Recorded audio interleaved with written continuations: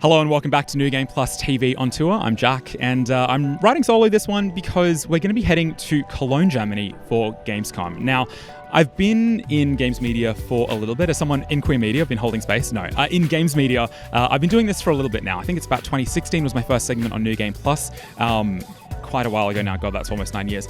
But I always wanted to see kind of what the big events were overseas. Now, Tokyo Game Show was one of the first ones. Tokyo Game Show was massive, and it was overwhelming, and it was really exciting as well because it was the first time that I'd gone overseas as like a reporter, I suppose, and covered an event like that. And Tokyo Game Show had a lot to cover, a lot to offer rather, and still does.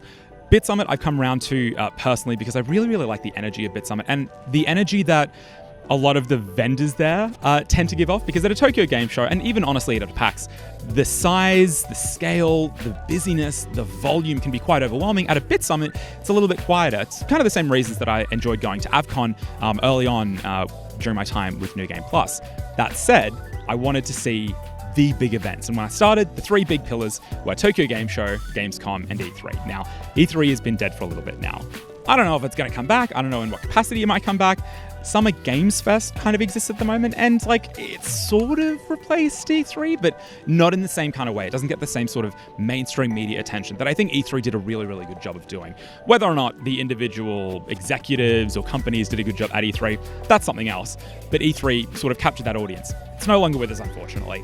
Gamescom, however, is a pillar that's still there. And so in this episode, we're going to be heading to Cologne, Germany to check the show out. Gamescom kind of has two parts to it, sort of. It's not technically Gamescom, is the other one. DevCom is in the conference hall, Confex, I believe it's called, just next door, and it's got a big focus on upskilling for developers. There's not as much coverage that I've got of DevCom, but for developers, especially in Melbourne, obviously in Europe, right? It's an obvious convention that most people should really check out. The Gamescom, you're going to hear it a little bit later, but it's a massive, massive, massive event. 10 halls, but some of them are double-decker, so it feels more like there are 15 or 20 halls. The amount of people on the public days, even in the business days, where there are some halls dedicated just to business folk. Countries will have delegations there. Australia had one, so I saw quite a few Australian developers there. It's still really, really busy, and it's frantic in ways that I didn't quite expect. Now, that's not to say that I didn't enjoy the event. Gamescom, as I will say later on in this episode, is absolutely awesome. But you do need to prepare to go in with maybe, to harden up a little bit before you go in, because I went in expecting maybe a PAX, maybe a Tokyo Game Show, because I knew what those were. This was an entirely different level. So we're going to be speaking with a few developers that had games on show there, going to be talking a little bit about the event more broadly. That's coming up this episode on New Game Plus TV on Tour. Hi, I'm Ken Cito. I'm the CEO and co-founder of Massive Damage Games, and we're a small indie studio of 23 people in Toronto, so I wear many hats. I raise money for the game projects, and I am involved directly in the creative aspects and the design aspects, but not deep into production. And I'm handling all the marketing and social media stuff as well. Fera is an open world survival craft RPG. Basically has monster hunting in wingsuits. I think we needed to distinguish ourselves from obviously the big hits like Monster Hunter and Dauntless, and I think having these huge monsters that you're encountering, it just made a lot less sense just keeping attacking their ankles and feet. Like it doesn't look very heroic, and it doesn't really respect the scale of these monsters that you're fighting. So in our game, there are weak points that like armor shells that can be basically destroyed, and which will cause various effects, and they can only be reached by tethering to them or gliding down from above in order to get to that access point. And I think just having that shift in mechanic gives players a greater sense of how big these monsters are, and how when you're on the ground, all you see is just big feet. So it's nice to be able to kind of remind them of that scale, and just to make it feel like you are doing something heroic rather than just chopping away at trunk-like appendages on the ground. The reason why we kind of put an emphasis on bullet hell with the boss monsters was also another point of distinction for us to make sure that when you're looking at gameplay footage from our game or a screenshot, it looks like our game. It doesn't just look like any other random monster game. And it does make the difficulty a little higher. In response to that, that's why we made our flight less about gliding and like basically making a fall easier and more about maneuverability. So we have jet-like dodge rolls in the air, and there's just a lot of ways you can use the tether to swing around the monster, swing over the monster, under the monster, to avoid these bullet hell elements. And they go like bullet hell, not so fast that they just gonna wipe you out instantly, but fast enough that you do have to pay a little bit of attention. And yeah, we have one monster that has basically, I think, 8 eyes, and they all have like these giant lasers that come out. So you're kind of weaving in and out of this light show, and when you do it right, it feels really good. Otherwise, you just kind of fall flat on your ass. For us, I think having a home base for the player that isn't just a bunch of people walking around, but they're actually just menus. We wanted actually the simulation of a tribe and have it grow with you. So the tribe itself has a progression scale. The villagers each have their own progression with all the different talents of whether they're good at foraging or harvesting or cooking or whatever, and they're all individually tracked. And having this kind of living community in a village that you build, I think it's going to be really interesting. I'm really looking forward to see what people do with this. I'm not a builder, so I make sure the game has like prefab buildings that I can just go plop, plop, plop, and it's like, all right, I'm done. It was just not something I ever did in games, so I made sure that we have that for those people who don't want to just be like messing with wall tiles and floors all day. But nothing wrong with that, because I know a lot of friends that love doing that. So we make sure both types of people are well served. We are taking the early access style very seriously. We've done it before with our first game, House in 6. We're starting with 4 weapon classes. We have plans for a lot more than that, and we have I think 10 species of monsters, and we want to have a lot more than that. So the game has shifted. Like there was plans to have like other maps, but our map is so huge, we haven't even been able to fill that up yet properly. We're still doing it right now. We're like adding a lot of content, and it's like, okay, this place is actually really quite big. So we're good for now. I think people would rather just enjoy having a lot more stuff to do in that space that we lovingly crafted. As opposed to just having a bunch of empty spaces, So it has always constantly shifting, but we're trying to do our best.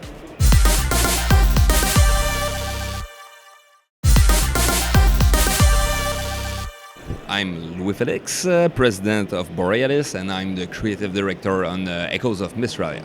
That's a roguelite action RPG. So a lot of word for a game that all those genres just fit together. So it's a roguelite in which you're going to create your very own spells, even spell that I've never seen as a developer of the game. So pretty much it with a deep narrative side of the game. You have an RPG element like quests, like you can build up your character, encounter NPC, develop relation with them. So there's a lot of stuff in this game to dig through. Yeah, depending on the echoes that you get, this is what you're making your spell with. Players will decide, okay, with that maybe I'm gonna need a little wind to push back the enemy or electricity to go through. And in the game we are from a people called the Equilians, so they can handle all type of magic. So we have ever seen it like in a show like Avatar: The Last Airbender, so we can do much more magic. So those are the kind of magician that use the memory of the past to cast magic, so they can blend them all together. So it just offers more meaningful choice for the player to how to approach the game and the enemies in it. So this is not exactly a sequel, but it's after the time of Mystralia in the same universe. And you play a role of Mazarim, an Equilian, like I just talked about, and there's this rift that is created, and you don't know why. So the Equilian live on the azimuth, so it orbit around the Mystralia. So you're just kind of watcher. You should not intervene, but if there's something, a problem in the balance of the world, you need to get there. So you're the youngest of them all, so you're gonna discover how to master those spells. So the players will live this journey with the character, the main character, Maz, to do that. So there's this divinity that we call Vimali, which is in charge of the balance of the world, but you don't know why. And it breaks a lot of stuff into the game, so you need to go help the inhabitant of Mystralia too. So this is where you're gonna meet them, create connection with them, and we have this adventure map to the player to explore, discover the secret that will evolve as you play with it. So there's a lot of secret and mystery, but I think that's a good way to explore Mystralia with a roguelite that you can come back, meet people, have a lot of different dialogue based on players' choices. So yes, that's pretty much it. I don't want to spoil too much, of course, but I think this is pretty good. Yeah. Players that come to our booth have played a lot of roguelites, so they see all the things that we added to this genre. So of course the spell system, so you're not just receiving weapon or item because you can always change them. After that we have this adventure map, so you're gonna decide which path you're gonna take to go to the end of the game. So you're gonna have quests, stuff like that, so they answer pretty well to that. Character, the inhabitant that we meet, we have those kind of town that you can visit, talk with people, shop, stuff like that, but people fit it really good. So this is really encouraging for our team because we just announced the game at Gamescom, so it wasn't public yet. So we were confident, but still, when you've been working that long on a game, 3 years now, you're still a little bit stressed that you hope that the players will see what you think you have created, and it's just overwhelming. Yes, it depasses our expectation. Yes. Hey, my name is Rob. I am a creative director and also do the game design for Croak. Hi, I'm Max, and I'm a CEO, producer, and a co-founder at Woodrunner Games. So it's a 2D precision platformer, and the big deal here is that we use the grapple mechanic to not only grapple around, but just kind of propel and pinball yourself all around the levels, and we have a lot of fun with that. So basically a innovation on a genre that we've seen for so long. So we're just having fun with a really nice platformer. Well, the first inspiration is for sure, we talk about strong visuals with the hand-drawn animation, so Cuphead is for sure one inspiration. And on the gameplay side, I think Celeste is one of the most impactful game for us. Well, obviously, all Mario game is an inspiration, right? We like what they did with Wonder lately, and that was pretty cool. But anything that felt like a challenge at first, and you felt like good and it was like satisfying, like Super Meat Boy and all these games were part of the inspiration. Rayman, I can't forget Rayman. Rayman was great. So yeah, what's it up? You've been working on the game for what I believe is a while now. How do you strike that balance between satisfying and difficult without being cruel and punishing to the player? Well, that's super tough. Well, we'll be honest, that's super difficult to find that balance. The way we do it is that the whole game is, it's like 50% of the game is for a casual that wants a challenge. You know, like someone they love the platforming, or they love the frog, the animation, go for it, it's gonna be fun, you're gonna have fun, right? But there's full of exploration and stuff everywhere that you can find, and with that get brutal levels, right? So levels that's gonna make you feel like, okay, so this is the mid-core direction for the true ending and these stuff, right? So it's really that. It's really like dividing the game in, this is the main the main aspect of it. Just have fun with it, and then if you want to go further and see this as a gateway to like mid-core gaming, well, it can be. So yeah. On my side, I'd like to add a lot of quality of life for the players. Oh yeah. So for jumping around, bouncing and stuff, like having a couple of frames of quality of life to let casual players having fun with it, and also mid-core players trying to find that sweet spots to the speedrun, to having that speedrun records. And I can add this so that we want to go crazy with the accessibility options. So if someone have like a tough time doing that room, skip it, it's fine. Go to the next one. Just enjoy the game the way you want to play it. That's super important for us. Yeah. Basically, when we started, we want something that is simple to look at, right? But have that complexity with charisma and like quirky characters and all that. So I would say that obviously we have 2 animators that did previously work on Cuphead. So when I design something that's fun, well, they put their touch to it and they make it like unbelievably nice, right? So that's kind of the way we do things. And on the same thing with the environment, right? So we have artists that did work previously on Rick and Morty. So that strange mix, you just need like good direction to put all of them together. But we're just lucky to work with insanely talented artists, and they put their touch and their love to it.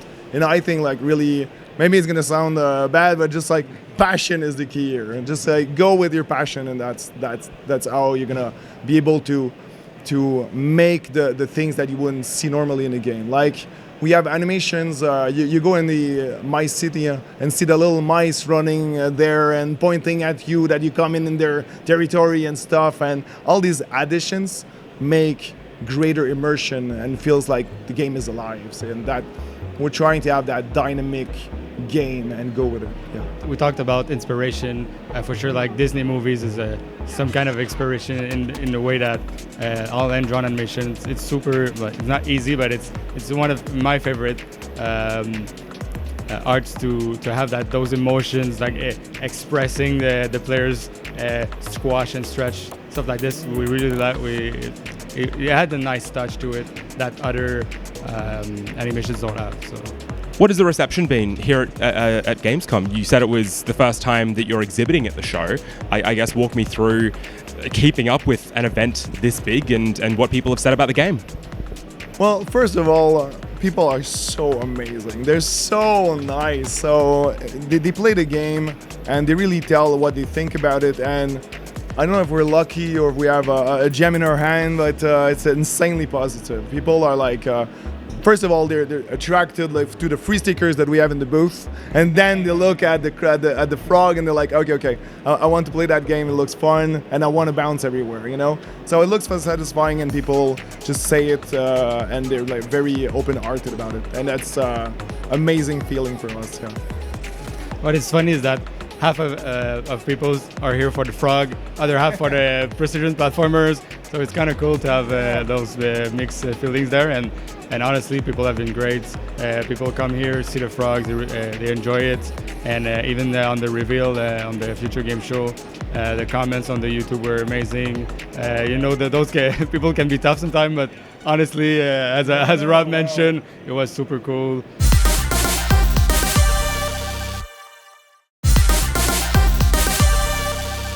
G'day friends, welcome back to New Game Plus TV in Cologne, Germany. I'm at the front of Gamescom here at Cologne Messe.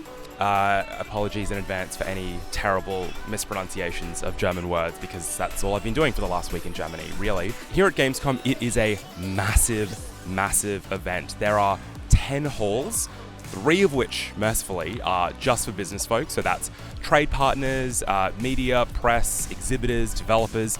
But that leaves about 7 halls full of cosplay and merch and tabletop and card games and, God almighty, massive, massive booths for some of the biggest AAA games that are coming out. After going to BitSummit and saying that AAA games have been kind of stale for me for a while, Opening Night Live, which is one of the sort of big like world premiere events, tied to Gamescom, there were a bunch of AAA games announced that I'm actually kind of excited for the first time in what feels like ages.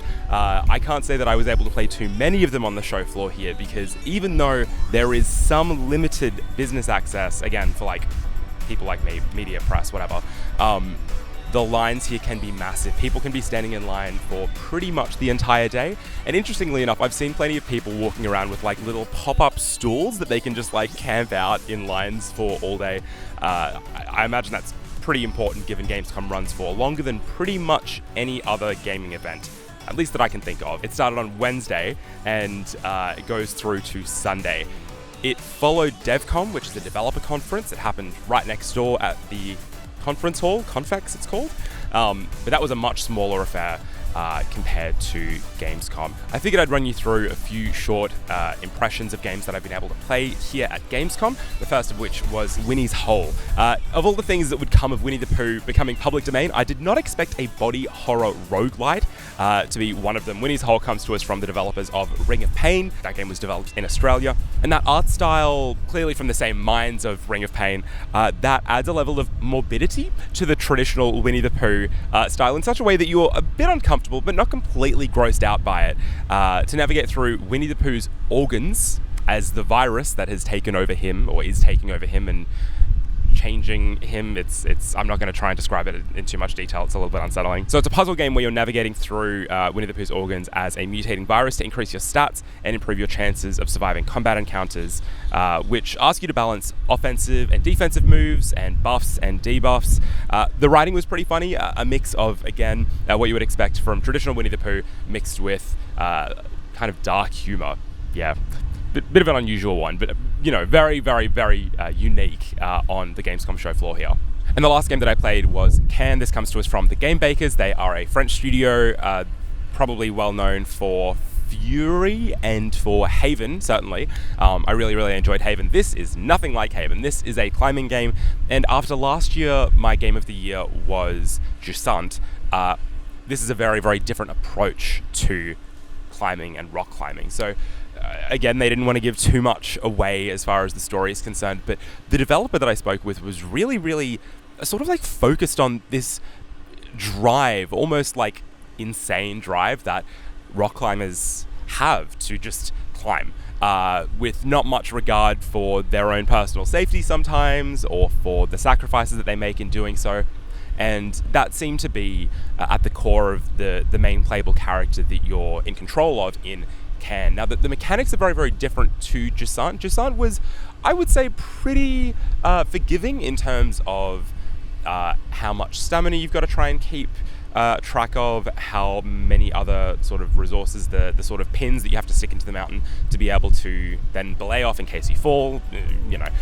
This is a lot harder. You're moving one limb at a time. You typically will have the limb that you're moving go in order, but sometimes it will go out of order depending on whatever position you end up mounting. And it does look a little bit weird when you see the limbs kind of go in directions that you're like, oh, I don't think that should be doing that. But after a while, I certainly felt more comfortable with the mechanics. What I didn't feel more comfortable with was the risk. There is a real sense of tension and danger at play in Cairn, and I felt myself tensing through pretty much the entire demo. So this has been my first Gamescom in Europe. It's worth pointing out that there is a Gamescom Latam and a Gamescom Asia that are, from what I understand, much smaller events. Again, this is the biggest event that not only I've been to, but many of my friends and colleagues and other media folk that I've bumped into here that they've experienced. It's of a scale that I really was very taken aback by when I first got here. For the first 2 hours, I was just sending voice memos to my editor, to my partner, being like, what the hell do I do with a space this big? But thankfully, that kind of wore off after a little while, and I was much more comfortable navigating all of the 10 halls. It sounds like a lot, especially when they are as big as they are here, but thankfully it's fairly well signposted where you should be going if you've got appointments or you want to get to certain booths. It's a surprisingly well-oiled event for something of this scale here in Cologne, Germany. That is, I guess, my experience here at Gamescom. Thank you so much for watching. If you want to see more from New Game Plus, you can head to the website, newgameplus.tv. You can check us out on social media, New Game Plus TV on Twitter, Instagram, and Facebook. And the YouTube channel is youtube.com/newgameplustv. But that is all from me here in Cologne, Germany at Gamescom. I'm going to hopefully go and get a train to Amsterdam now. Thank you so much for watching, and we'll catch you next time.